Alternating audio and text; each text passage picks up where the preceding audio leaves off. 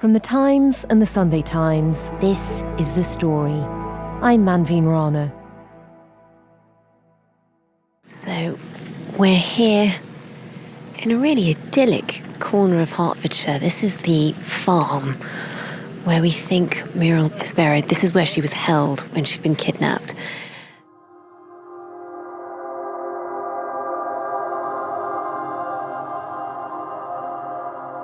Muriel McKay was kidnapped in 1969 in a case of mistaken identity. Before we get back to that farm and the search for Muriel 55 years later, here's a quick reminder of part 1 of this podcast, although if you haven't heard it, then do go back and listen.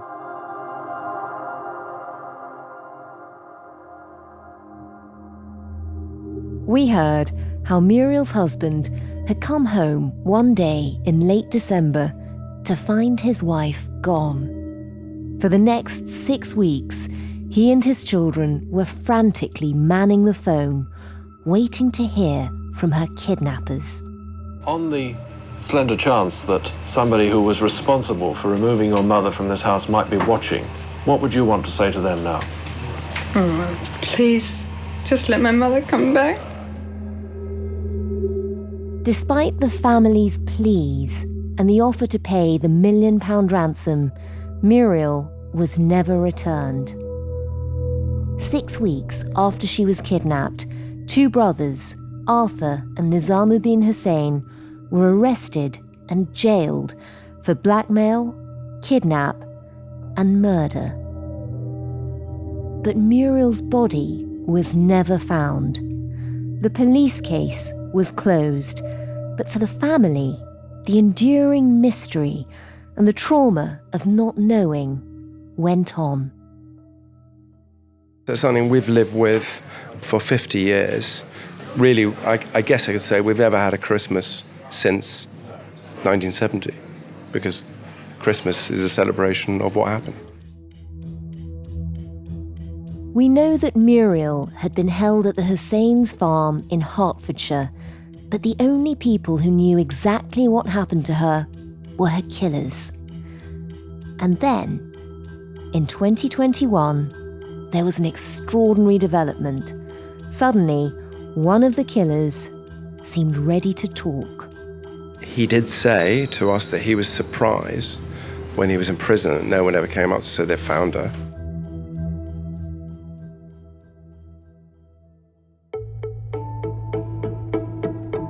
"3 years on, here we are, on a dirt track, on a farm in Hertfordshire, Muriel's last known location. I'm with her grandson, Mark, and her son, Ian, who's travelled all the way from Australia for the first time in decades, hoping to finally get some answers. We would take her away from that horror house and we would re-intern her in a happier place than where she is currently. And Ian, I know you've avoided coming back to England. How is it being here now, being in Hertfordshire, actually being at the farmhouse where you know she was held and she might still be somewhere there? Well, I think until we actually physically find something, until we actually can say, yes, she is there, then I guess I'm still in a situation where I'm still hiding it from myself. I'm just living day to day, and I just have to wait and see what happens.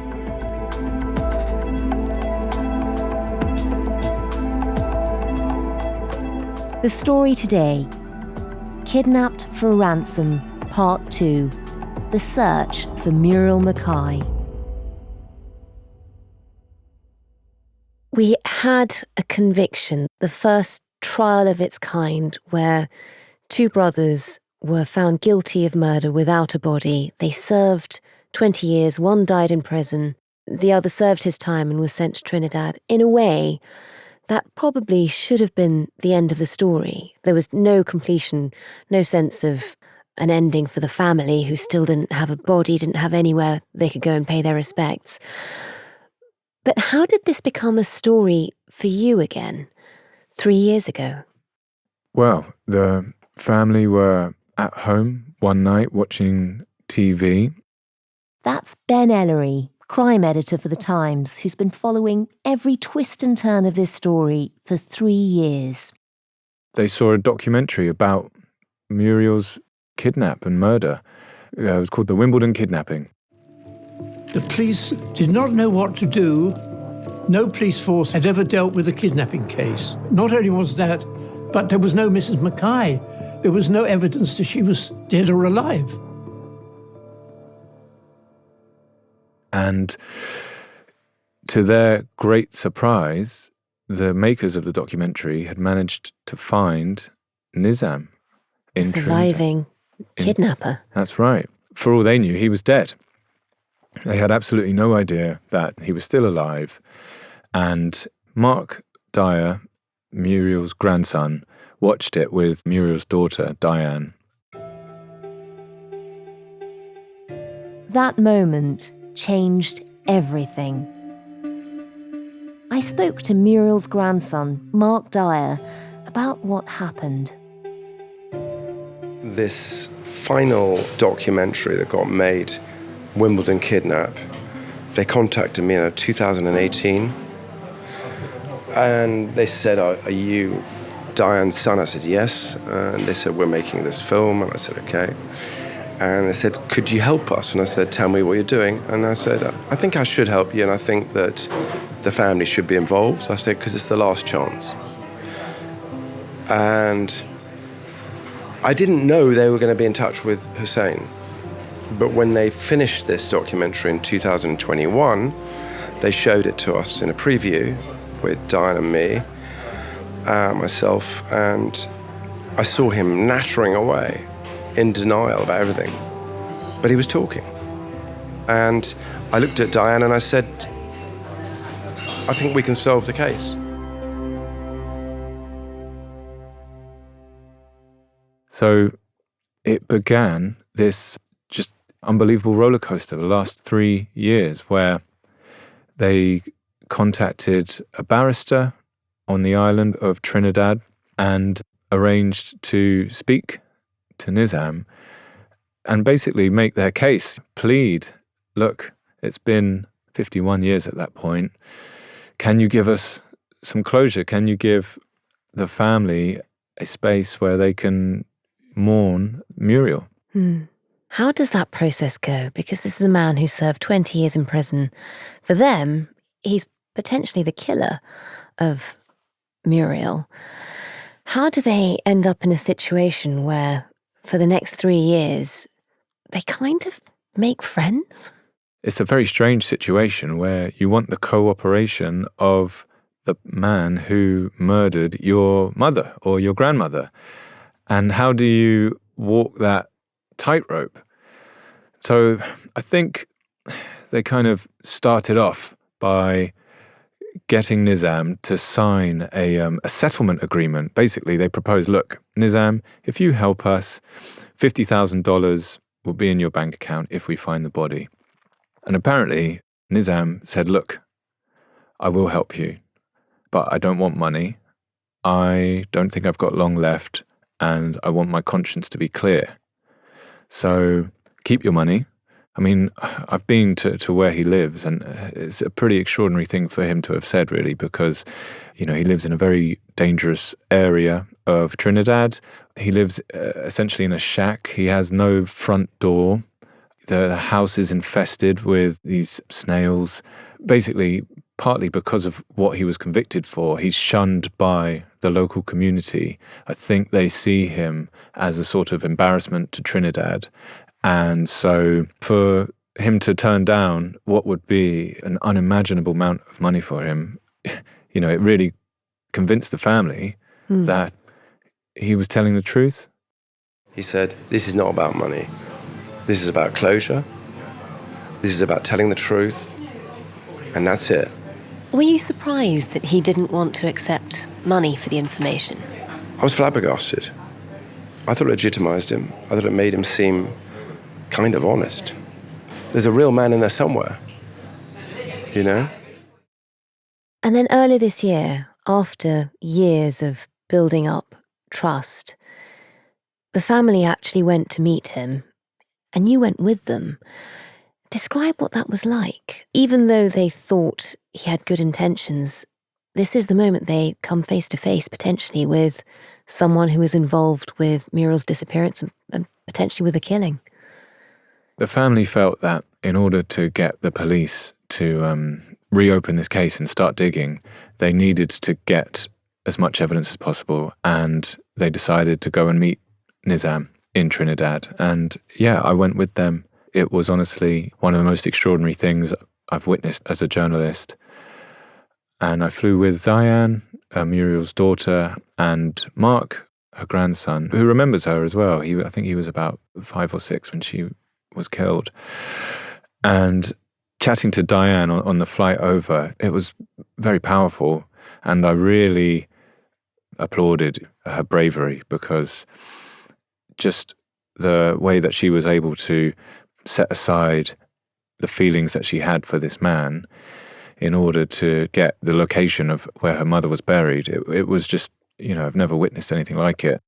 We kind of judged it on the plane. We decided that we would behave like game show hosts, and we would be very jovial and friendly, and we would forget who he was, and we'd just gone all that way to visit an old friend. And we played that game, and that game paid off. So we arrived and met Nizam. Hello, it's me. I came all this way to see you. Thank you, God bless you. I just looked on as Diane walked up to him, held out her arms, and embraced the man who murdered her mother. And for some people, they might find that quite strange. I know it was something that took me aback, and I spoke to her about it afterwards. And she said, I just want this man's help. And for me, if it will get my mother back, then all of this is worth it. And I am able to set aside everything I feel for him in order to make that happen. And yeah, we spent more than 2 days in his company. What was that like? Describe being in the room. I mean, was it sort of an easy conversation? The most poignant moment for me was when the family pulled out a photograph of Muriel, and they positioned it in a way that Nizam could see it. And immediately he grabbed it and turned it over. He couldn't look at her. Could not look at it. And they said, look, we want you to look at it. And he said, I don't need to look at it. I remember. And the family had also brought a map, a photograph, sort of satellite imagery of the farm. And it was extraordinary. He told them what happened the night she died, according to him. He said that they'd been watching a news report on the kidnapping, and essentially she'd had some kind of, panic attack or some kind of seizure. He basically said that she died from a heart attack. That's what he said.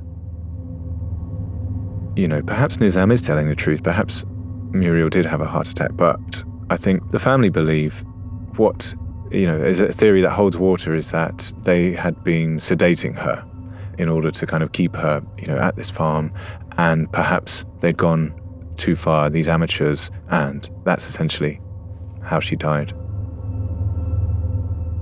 He said that his brother got very angry and he wrapped her in a coat and walked out through the kitchen, and then very specifically described how many steps he took towards the fence, 3 feet away from the hedge. I dug the hole about 5 feet deep, and I buried her in her coat. The minor hit is right there. Yeah, right here. That's what you think, and that's how I hear you saying it. So right there next to the fence. Yes. 2 feet from the fence. 2 feet from the fence. Yeah.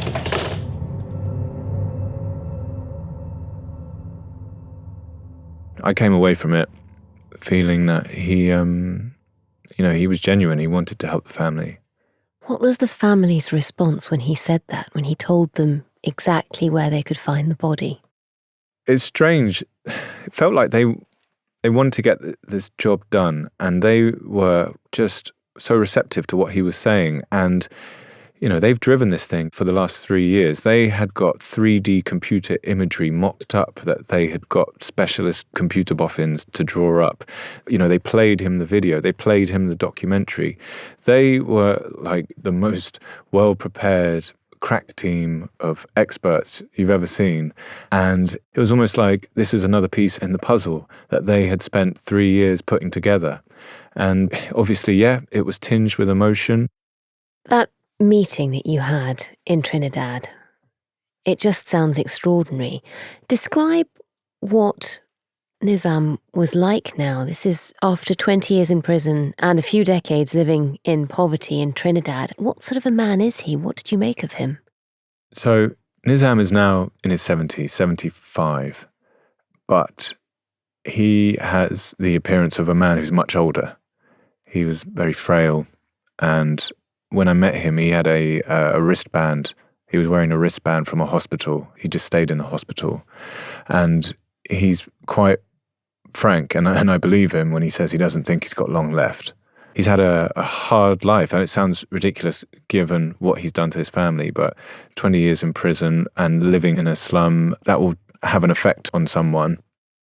As you were leaving, after everything that he told you about how Muriel had died, what he said about where she was now, where the body had been buried, did you believe him? I did get the impression that he was telling the truth. Obviously, given what he has done, you are cynical and skeptical, and it's my job to be not cynical, but skeptical. Is he telling the truth? I would have said yes.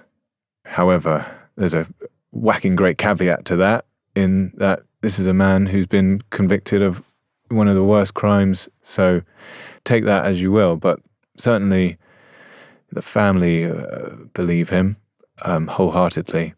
There have been cases where killers have lied about bodies or other victims that they may have murdered in order to gain attention, but I didn't get that feeling from him.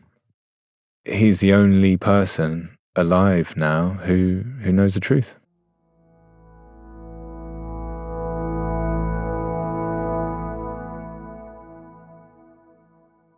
So Ben, you were just telling us how you went to Trinidad with the family to meet Nizam, one of the killers. They sat down with him. He's told them where Muriel's body is supposed to be buried. What do they do next? Well, they rushed to meet detectives at Scotland Yard and plead with them, please, can we go back to the farm and go back to this location? We've got Nizam, we've got video footage of him, we've got photos, we've got audio. He has spoken in explicit detail, 10 steps this way, 3 feet from the hedge. For goodness sake, this is what we consider to be the location of her burial. It's complicated because obviously this is a private farm, and in order to secure a search warrant, the threshold is very high. The evidence is coming from someone convicted of murder, someone who has been deported and is therefore banned from coming back to the UK. But they felt that it was compelling, and I was at the meeting where the family met with the detectives, and that was the word that one of them used, the detective. She said, I find this is compelling. And then everything went quiet for a bit, and the family received an email basically saying, we're not going to go back to the farm, but what we are going to do is we're going to go ourselves to Trinidad with specialist interviewers and make sure that we use the correct techniques that we're trained in order to ascertain evidence. And that's what they did. 3 detectives from the Met flew over there, spoke to him for 3 days, and some of the evidence they said he was not clear on. However, they did find that he was very consistent in the location of what he said. But they felt that it was the right decision to take given what they could potentially find there. So, a fortnight ago, based on this new evidence, the Metropolitan Police reopened the search for Muriel's remains. I spoke to Mark Dyer, Muriel's grandson, as I travelled to the farm with him and his uncle Ian.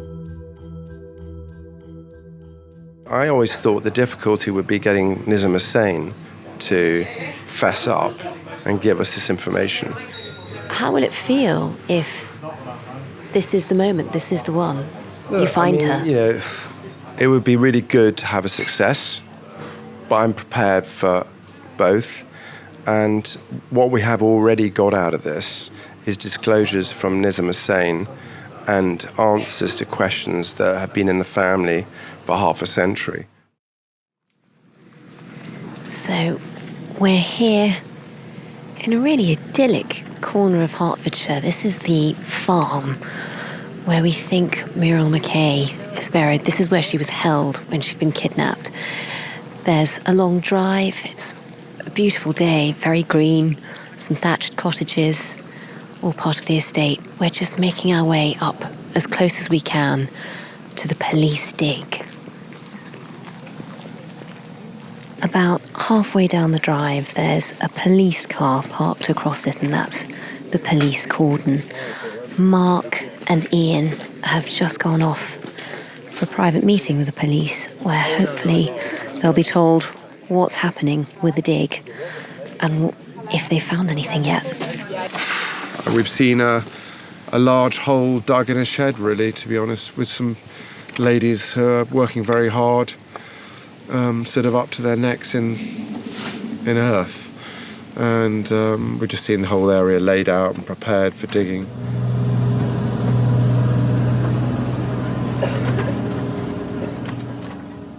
According to where Nizam Hussain has pointed to Diane, my mother, and to me, that we're certainly in the right neighbourhood. We're on that fence line now. So, you know, if she's there and she was hidden there, I think, Ian, what's your feeling? I mean, you have a very strong feeling about Nizam's involvement, rather like mine. Yes, yeah. Well, I just feel I have always felt it was a no-brainer. No matter what you might think, whether you're thinking he's telling the truth or not, I just felt that this is how we've got to this point, and I just feel that we should have him there. I have pushed, my team and my mother have pushed the narrative of this for well over 2 years. We've been part of this. We've created this. We created all the meetings with Nizam, and we think without having him on this territory, you can't tick all the boxes. And therefore, if you don't find her in this 8-10 day operation, as Ian said quite rightly, he said it could be a much quicker operation if you had him here.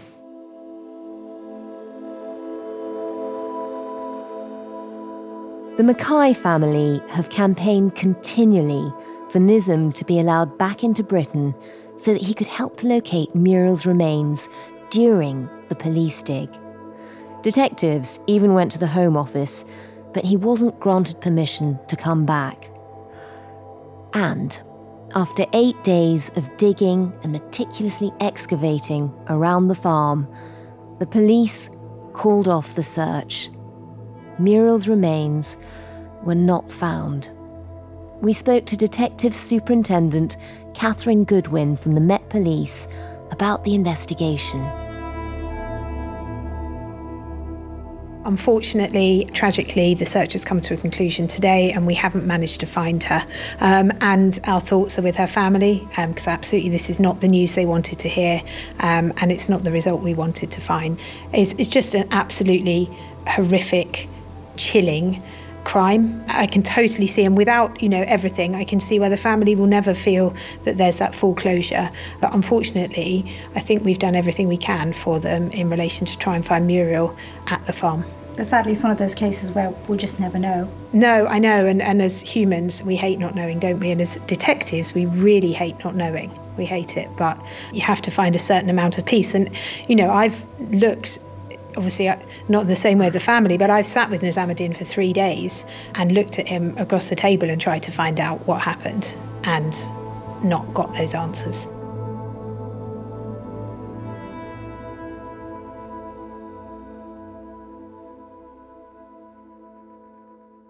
How has that been for the family? I think it's been obviously extremely difficult. And this has been the culmination of years of work. And someone like Mark Dyer, the grandson, he's dedicated so much of his time to this. He'll text me at 5 o'clock in the morning about it and, late into the night, and we have conversations, and it's just been ever present for him and for the whole family. So for this to be brought to an end, and so definitively, the Met have said, this is it, we are not going to be coming back now, is a crushing blow. And I think there is a bit of anger there. They are disappointed that Nizam wasn't allowed back over, but they think that she is there somewhere on the farm, and they're not going to give up. And Ben, for you, you followed this story so closely, often alongside the family. You've been to Trinidad with them. You've seen them through this for 3 years now. How did you feel when you realised they hadn't found anything in this search? It was really hard.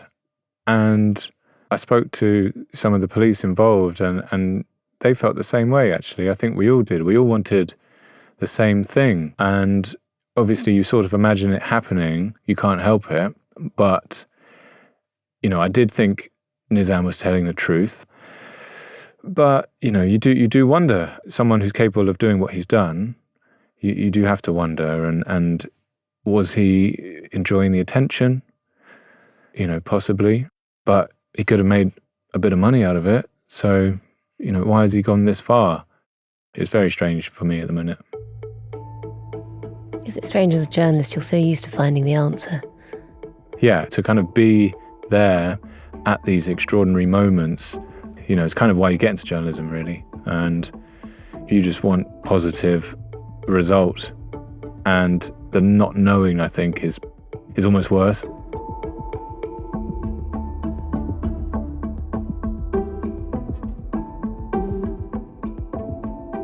Muriel McKay was abducted on the 29th of December 1969.